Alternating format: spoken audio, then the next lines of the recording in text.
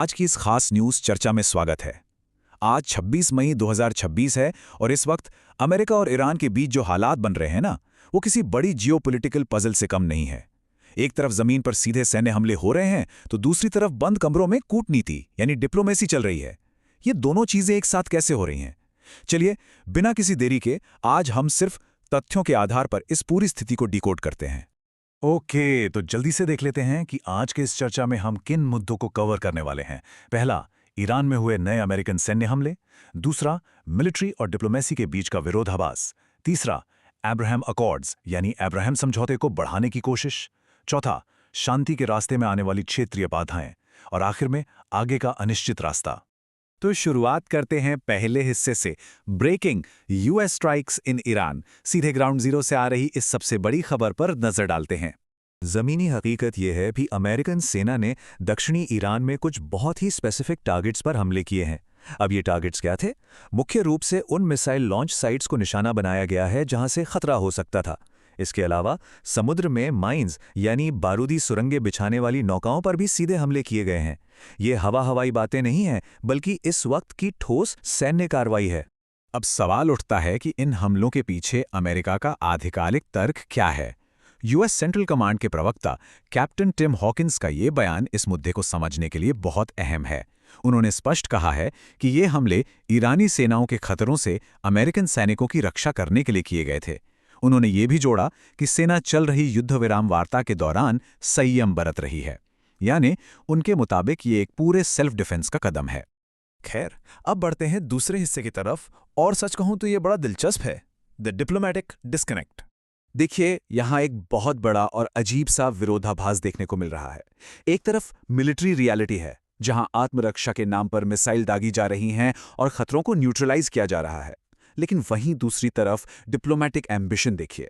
राष्ट्रपति Donald Trump कह रहे हैं कि युद्ध विराम की बातचीत बहुत अच्छी तरह से आगे बढ़ रही है।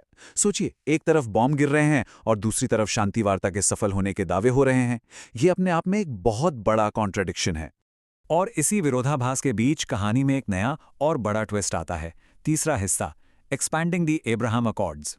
चलिए देखते हैं कि ये मुद्दा यहां तक पहुंचा कैसे। थोड़ा पीछे चलते हैं। साल 2020 में यूएई और बहरीन ने इजराइल के साथ संबंध सामान्य करने के लिए अब्राहम अकॉर्ड्स पर हस्ताक्षर किए थे। उसके बाद सूडान, मोरक्को और कजाकिस्तान जैसे देश भी इसमें शामिल हो गए। लेकिन अब 2026 में एक बिल्कुल नई शर्त रख दी गई है। अमेरिका ईरान युद्ध विराम के किसी भी समझौते के लिए अब इस अब्राहम समझौते का अनिवार्य रूप से विस्तार करना होगा। ये एक बहुत बड़ा डिप्लोमैटिक दाव है। राष्ट्रपति ट्रंप का प्रस्ताव है कि ईरान के साथ डील फाइनल करने के लिए कुछ और देशों को भी इस समझौते का हिस्सा बनना ही होगा। और ये लिस्ट छोटी मोटी नहीं है। इसमें Saudi Arabia, Pakistan, Qatar, Turkey, Egypt और जॉर्डन शामिल हैं। उनका कहना है कि इन सभी को एक साथ इस पर हस्ताक्षर करने चाहिए। हालांकि उन्होंने ये ज़रूर कहा कि अगर इनमें से एक या दो देश मना भी कर दें तो भी चलेगा, लेकिन बाकियों का जुड़ना अनिवार्य बताया जा रहा है। लेकिन असलियत में क्या ये इतना आसान है? यहीं पर आता है हमारा चौथा हिस्सा, regional road blocks to piece.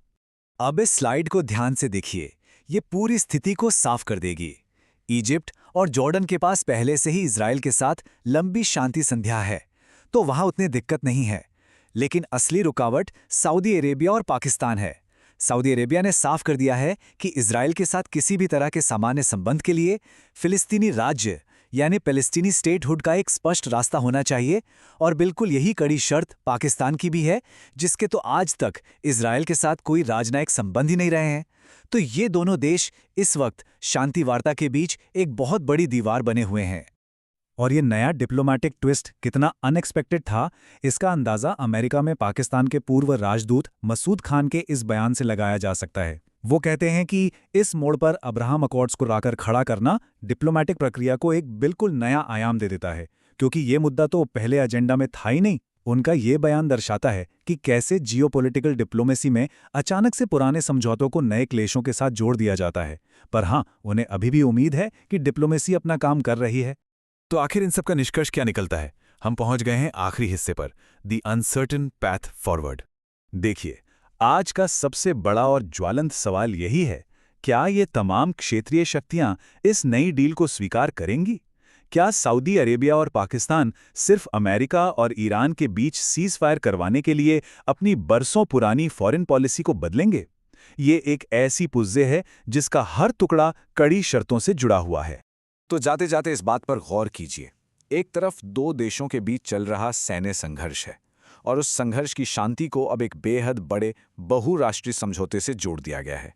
क्या एक कॉन्फ्लिक्ट में इतने सारे देशों को अचानक शामिल करना सच में शांति लाएगा, या फिर ये इस पहले से उलझी हुई स्थिति को और ज्यादा बिगाड़ देगा, जिससे पूरी शांति प्रक्रिया ही देर हो जाए? ये आगे आने वाला वक्त ही बताएगा, पर इसने अंतर्राष्ट्रीय राजनीति को एक बेहद नाजुक मोड़ पर ला खड़ा किया है। आज की इस न्यूज़ चर्चा में बस इतना ही। जुड़े रहिए आगे की अपडेट्स के लिए।